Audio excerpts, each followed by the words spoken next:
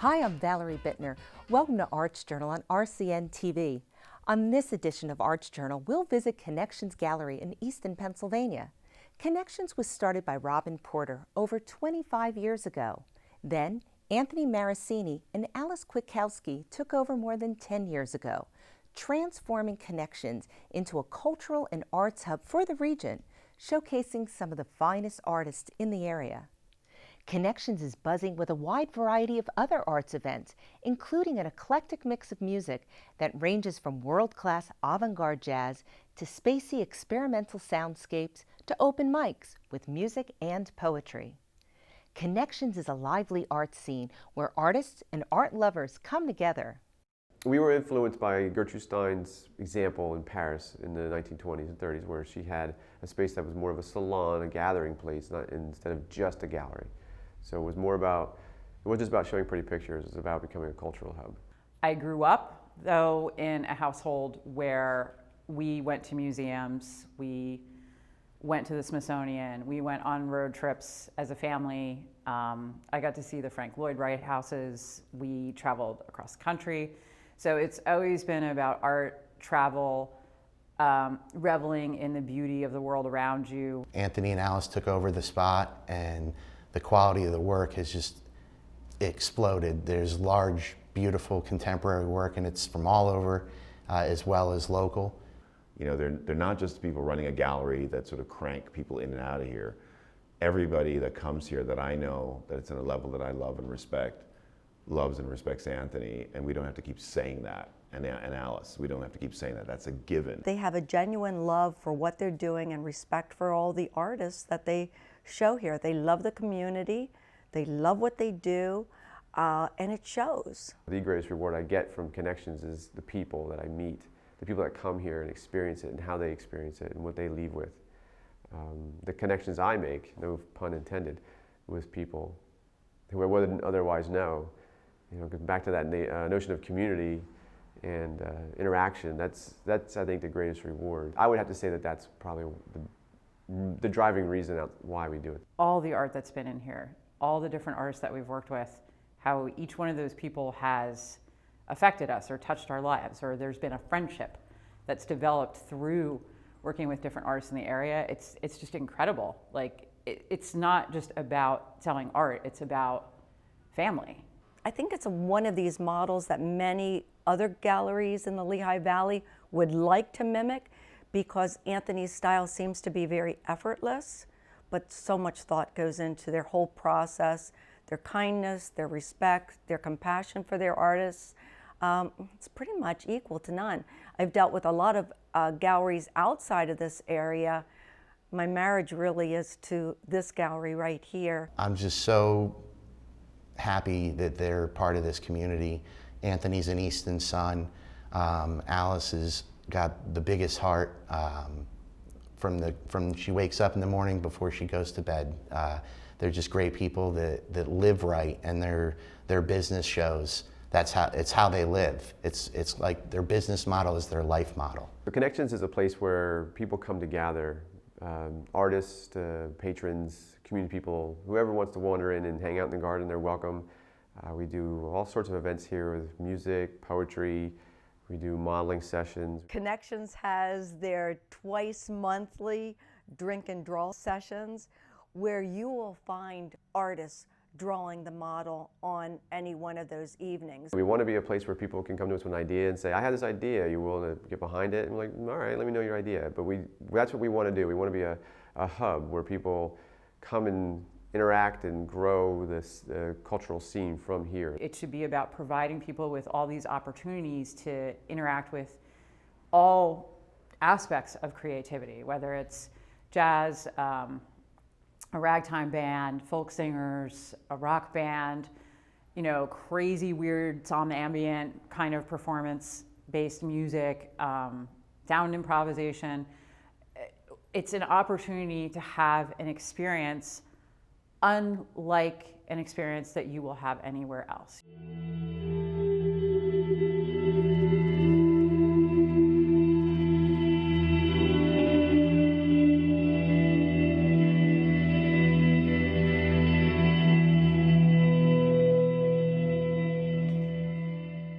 it's very important to become embedded in your community. If you don't know your community, you're in a lot of trouble. You're already behind the 8 ball if you don't know people. So when we first took this place over, what I did was I spent 6 months walking around this town shaking hands before we even took over, just so I could figure out who's who and what's what.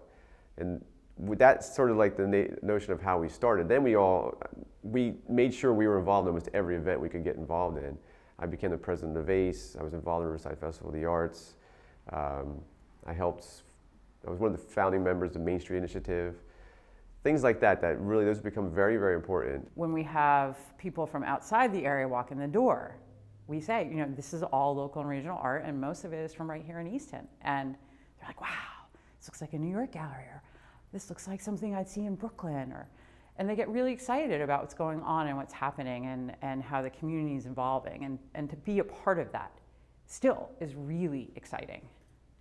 So it doesn't ever get old, even after 10 and a half years. I think it's one of the things that people don't realize about the Valley art scene is how diverse and how talented it truly is. It's not something you see very often in a city or a region of this size. Easton's 27,000 people, but it has the draw of an arts community that was as 10 times that size, at least. For me, it's nice to have a space like this where we can encourage both new artists that are kind of coming into their own, coming fresh out of school, and have them show their work side by side with people who have been in the field for a while, have been practicing artists for a while, have been selling themselves and representing themselves with galleries for an extended period, established period of time. It's nice to be able to have those two worlds meet. There's an organization called the Arts Community of Easton, otherwise known as ACE. I'm the president of that. And it's approximately 160 members currently. It does fluctuate up and down.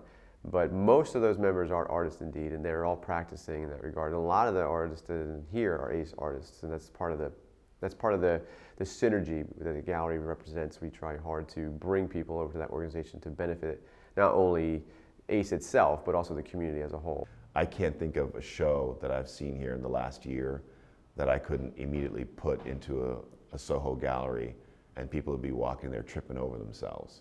So I think one of the greatest attributes and gifts that they've given us is just to remind us that we're missing nothing.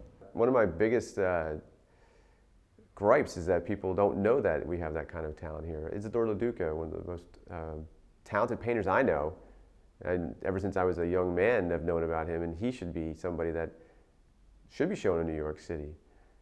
Danny Moyer, he's another amazing artist that I know. Nancy Bossert. These are all amazing people that should be seen.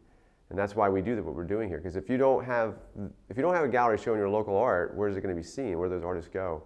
And what does that say about your community not to have that voice for these people? So that's part of the mission, is to somehow bring attention to these artists. You have artists who are laboring away and probably wouldn't have the opportunity not just to show, but to present in a space where others come expecting a level of quality, right? Which is great, because it means that if you're going to make the effort to come here, it's going to be rewarded. You'll have artists just wander in here that you're totally amazed by.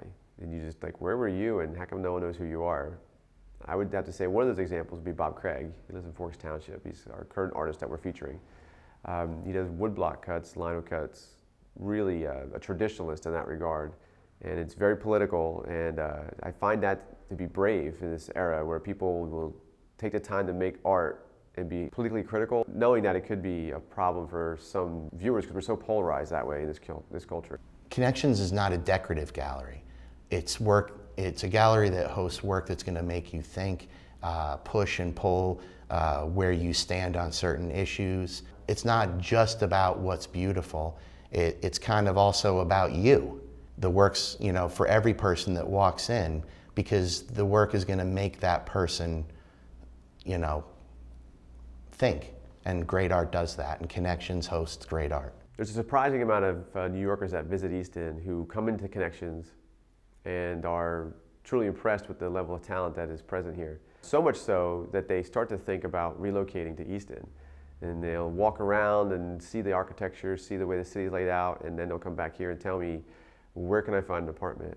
Are there houses for sale? What's the price for a house around here? And then you're also just shocked about the affordability. So you'll end up seeing a lot of people relocating from New York here based on the fact that there's a cultural identity that we have as a community, and through their experience, through Connections specifically. When you do a show at Connections with Alice and Anthony, if you're doing a one-person show, you have the back portion of the gallery, which is a more intimate space. The front portion of the gallery is there for their typical stable of artists that they utilize. The back portion then would be curated by Anthony, and he has a lot of your input with the selection of the show, how it's hung, etc.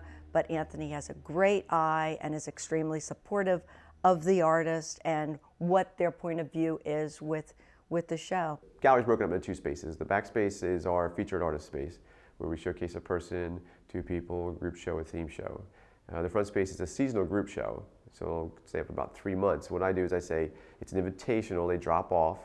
I go through all this, they drop off, I see what works together, and I hang it. It's like a puzzle. What doesn't work just simply gets given back. It's very, very rarely a reflection of the piece. Like, so say it could be too black, it could be too white, it could be too orange, too big, too small, those types of things. We try to make sure that we have a smart mix in the front, but we also try to make sure that what is in the back and what is in the front is also complementing each other, so that the viewer walking through the space can tell that there's a bit of a division, but that the featured artist space coupled with the seasonal show space in the front makes sense when they see the two and experience the two together. Choosing the art here at Connections can be a challenge. There's so much good art out there. And when I do the invitationals for the seasonal shows, I get way more work than I really can hang. It's impossible. I would need a space twice this size. And that's really the difficult process there, is how do you pick and choose? There's pieces you could fall in love with but just don't fit the show, and what do you do about that? And there's just way more art out there, way more artists out there than I can even hang. I was telling someone at work today, they're coming on 25 years. And he said, has it been 25 years? I said, yeah. He said, an art gallery that stayed in business for 25 years. I said, yeah. Coming through this economy has been really tough. And it's been tough on everybody. So that's not me trying to put myself out there, put us out there as something that's special, but it's been tough. And I think that's the nature of running a business, though, and you just have to take it for what it is. But that's the hardest part, is that running a business in this economy. You know, you work hard. No one should mistake the fact that art galleries are hobbies. If it's a real art gallery that sticks around, it's not a hobby. You're working really hard. And to do the kind of events and activities we do here on a regular basis, to grow the business, that's a lot of work. If Anthony and Alice weren't here and had not committed, and I mean every single day committed to the preposterous notion of keeping this thing afloat, despite, you know, the ebbs and flow of economic situations in the market and in this town. If it weren't here, there'd be a great silence. You want to stay true to the art so that the art shines as a thing and not become a slave to the business model, but understand that the business model is very important. So I think that was the biggest thing we've learned, is how to become business people. It's really, for us, connecting someone, not necessarily with the monetary or the resale value of a piece, because that's all very subjective. We want to connect somebody with an artist whose intention, whose message, whose style, feel, palette, and what that conveys speaks to that particular individual. I'm really surprised sometimes by when people buy. I'm also sometimes surprised by people what they don't buy. Like, some things I think are amazing and should sell, and they just don't. And I don't know why that is. But some stuff sells, and I'm like, okay. And some stuff is just, oh yeah, someone's going to want that. People will see a piece of art, it'll be priced a certain way, and they'll be, oh, well, that's just too high. But when you really break it down into an artist's education, materials, time, conceptualization, labor, how do you price that? How do you put a value on that? How do you say it's not worth that? For me, when I come here and purchase art, it's fantastic, because usually I don't know the artist, and I come in and I'm surprised, and I come in and the cost is reasonable. You know, these are people who they see a piece and they love it and they buy it. It's not an investment to them. You know, it's a piece of art that they're going to put on their wall and love. And so that tends to be the buyer here at Connections. They're very passionate about the work. It actually means something to me, you know, like that somebody sees a painting, they love it, they want to live with it, they don't get tired of it. It does something for them, and it touches them in a way that, you know, like they're gonna spend their hard-earned money to take something home that I made. If we don't have it, then chances are we know where you could get it if you're looking for something specific, whether it's realism, impressionism, a more modern piece, something that's more pop art related. Chances are we know an artist that has a piece that you would probably absolutely love and we'd love to have in your home. So if we don't have it in the space currently, we can certainly help you find it. One of the things we did when we took over the galleries, we added objects, jewelry, pottery, wood, glass, because that has its own intrinsic artistic value. And here you can find unique things made by local artists that you just won't find anywhere else. A lot of the jewelry that we have in the space, a lot of the pottery goes out the door as a gift for someone. Someone's looking for something special for a wedding or for a birthday or an anniversary or a college graduation. And we do find that a lot of the time that the jewelry sells or the pottery sells, it's very rare that people are actually buying that for themselves. And they should. Absolutely they should. They should treat themselves every once in a while. 90% of the art friends I have, I met here. Ken Cooley, Kim Robertson, Jenny Illick. There's so many artists that have come through this place and come back, not just for the shows that they've had, but to support the other shows that come here. It really became about everybody on the walls here coming together as an extended family. This is a unique social setting.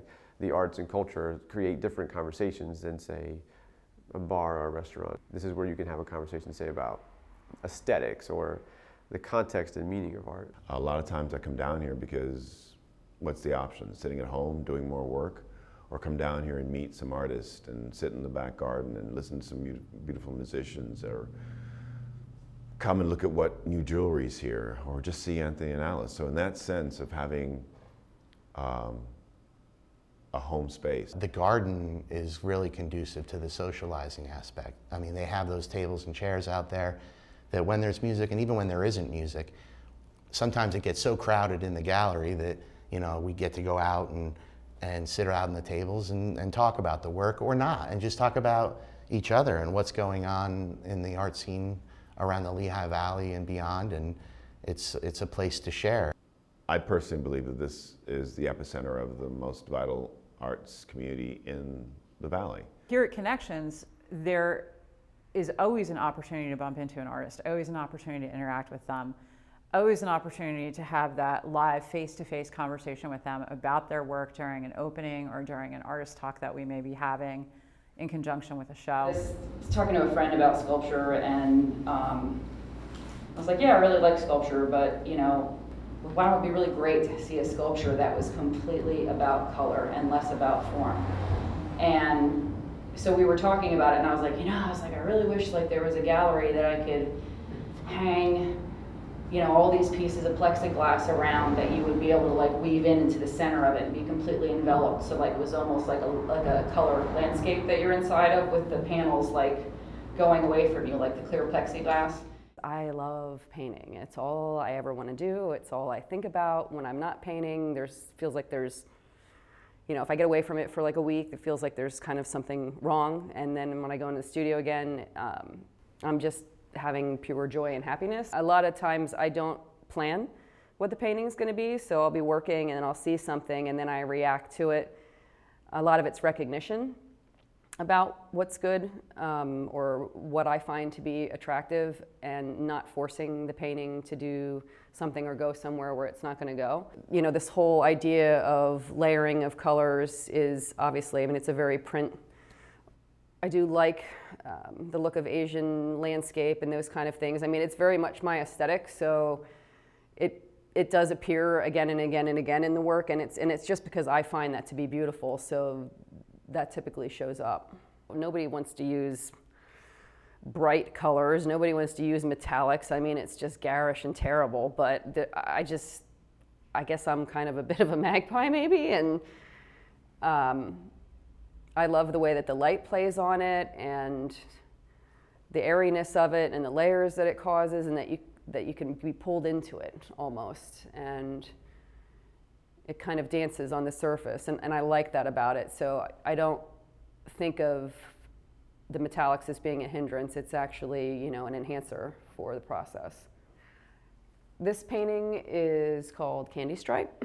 When I was working on this one, I was painting on Mylar and letting it dry and peeling the paint off of it, which they call them skins. After peeling some of these skins off of the Mylar, I noticed that they looked like candy. When I look at them, I think of something that you would like to eat. They're very bright. I mean, I don't really eat candy, so it's really funny that I would want to make a painting that would make me want to eat it. It's really like a party here at this gallery. The social events that they've had here, the Halloween parties, the Christmas parties, the summer cookouts, the community activities where people come in, the artist talk that complement every exhibition. We are a multifaceted art space. We do performance, and we actually keep our performance schedule pretty busy between the open mics, concerts that we have here, opening receptions. We try to have music during our opening receptions. So if you're in Easton on a Saturday night, chances are we're going to be open till at least 10 or 11, and there will be something going on in the space. Hi, I'm Danielle Notaro, and I'm going to read a poem from my book, Limb the Mask. And this poem is called, I Will Be Who I Am. Heart is the sun, risen, salmon-colored, sky, explosions. My songs are so far away from me, my loved ones, a void separates us. I can feel it live and rippling like the dreadful and fertile chasm between the rich and those of us hanging on to the cliff's edge. Finally, the wind cracks open the bunched up secret lie within me. For a moment, I am headless, all sky and activity reverberating, while the moon wells her way up my spoon of a spine, and I am no longer tangled up in blue. Hollow messages, hollow promises, hollow fireworks fall to earth, fizzle out. I've seen this newscast before. It's the same one they always run. Didn't see the real Gaza on any of them. Walls built, people starved. She spoke of July Day, and fireworks were heard, while some gun blasts got edited out. A clean paper controls its eyes easier. The only dirty lines speak of their own, and the enemy's misdoings, distracted by the dislike of the other. Not seeing the blood on the ties, suits, hands, of the ones clapping, running mouths, supporting gunslinging habits, shooting them off. She spoke of July Day. I heard the blasts. They brought the mirrors, and I saw the smoke. Behind the mask, Danny dreams each night and daytime too, that she holds life in a paper cup. Concealed in her heart is sugar and spice, and things not so nice. Her capacity to love, her emotional landscape, musical, magical compositions with bright colors and lights, poems and words set to the music of life, ready and waiting for their moment to be sung.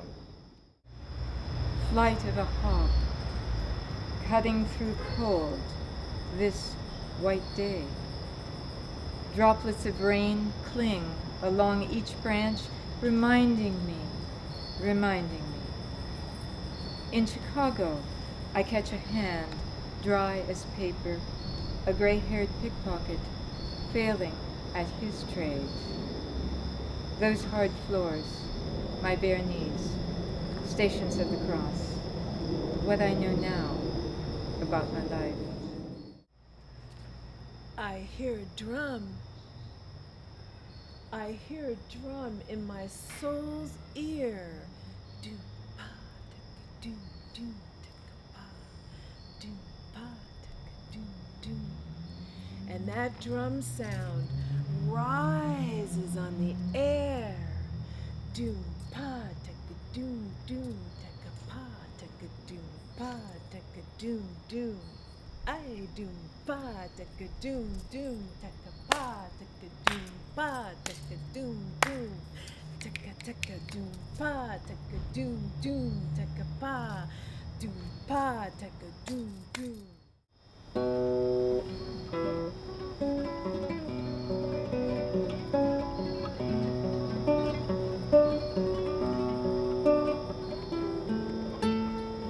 send you, my faraway friend, this piece of slate from the slate belt. Smooth, a lovely pocket stone, ideal for a skipping, though you only get to do that once. Dirty words and muddy sills, your clothes are soiled and stained. But the dirty words and muddy sills will soon be judged insane. So only stop to rest yourself and you'll be off again.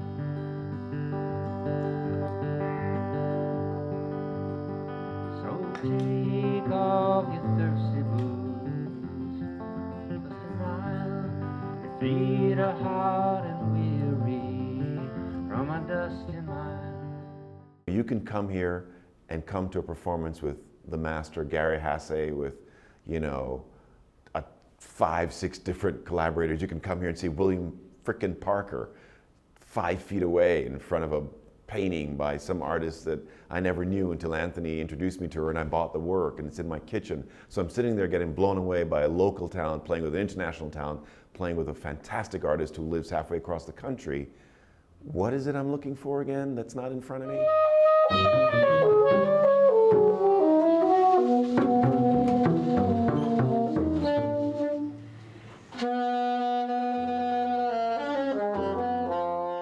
One of the things we do here at Connections is that we also publish The Elucidator. It's a local quarterly magazine that is a thinking person's read. The Elucidator is a free quarterly publication that's distributed throughout the Lehigh Valley, into parts of Bucks County and northwestern New Jersey. We did a story on filmmaking in the Lehigh Valley some time ago, and that's how I met Gershon Hinkson, who does the movies at the mill. And he made it to the silk mill through the story that we did, The Elucidator. So that's sort of the power of having something that comes out of the brick and mortar, so we can continue our voice in a larger realm and show people what the Valley is all about. One of our features in the Elucidator is called The Creatives, and that specifically focuses on the creative community in the Lehigh Valley. 2 of our photographers, Jamie and Mike Cabreza, came up with the concept of profiling people who are making positive change through creative endeavors. We do take a harder look at things. We look a little more in depth than you would get in the newspaper. When journalism is done well, it is a reflection of its community. So the Elucidator in itself is a reflection of our community. And I think that's what makes it so wonderful.